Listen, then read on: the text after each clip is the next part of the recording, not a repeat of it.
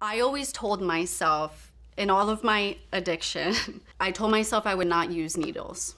I had that picture of a homeless drug addict under a bridge using a needle. I was not like that. I was above that. I had a house, I had a car, I had a job. Eventually, I started using the needle. I could not pay my rent. Eventually, I was stealing things from my parents and pawning them. I was having sex for drugs.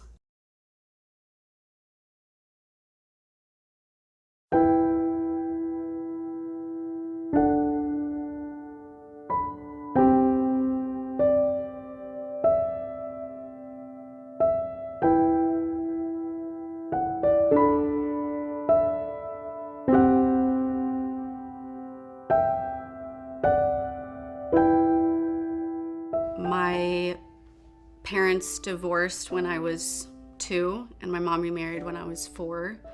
Kind of going back from house to house, I always felt like I didn't belong at either home. So looking back on my childhood, I always felt like there was a void inside of me that I was trying to fill. I actually didn't start using any substances until junior year of high school. My brothers were had baseball games and practices, and my mom and stepdad would take them, and I would stay behind at home, and I would go into their liquor cabinet, and I would go into the shower and sit on the floor and cry. Senior year of high school, I was introduced to oxycodone. I wanted to feel nothing. I was just numbed out. But I hid everything very well. Those were my secrets, and no one could take that away from me. In college, my drug of choice was alcohol, and I drank until I blacked out. I mean, almost every night of the week. I ended up getting Baker acted twice while I was at FSU, and I got suspended.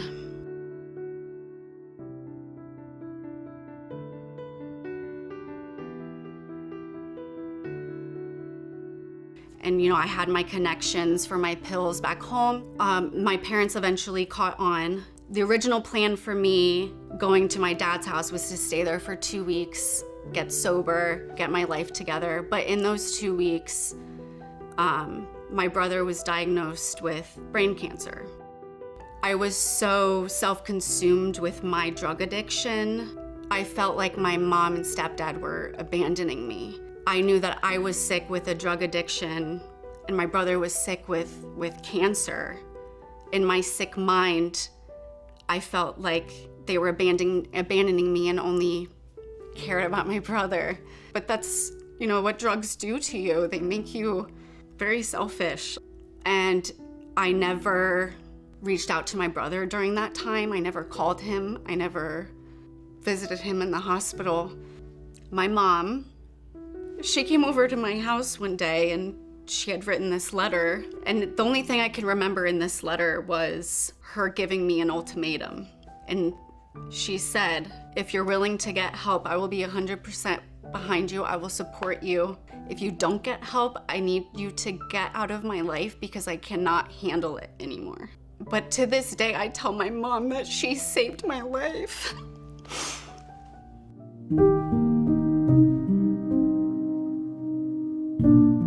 When I was in treatment, I took every suggestion. I went to every therapy session and spilled my guts. I was vulnerable and honest. I had never shared the things that I shared with my therapist before to anyone. And I kept my head down and I put my all into it. And I was also introduced to a fellowship program where I could continue building on this foundation that I made in treatment. Building these relationships in the recovery community, I learned so many coping skills in life to maintain long-term sobriety.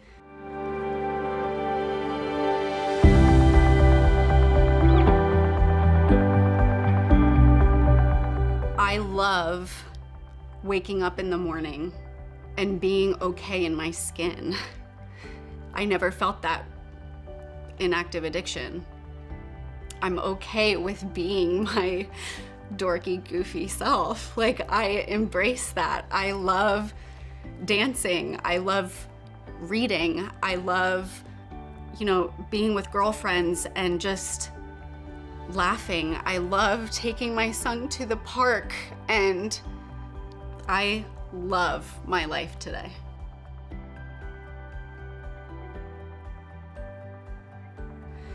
I help other people get sober. I am so grateful to be a woman that can say that she has almost 7 years of sobriety, when 7 years ago I could not imagine an hour of not being sober. I'm just really grateful to have 7 years sober. I mean, that's crazy to me.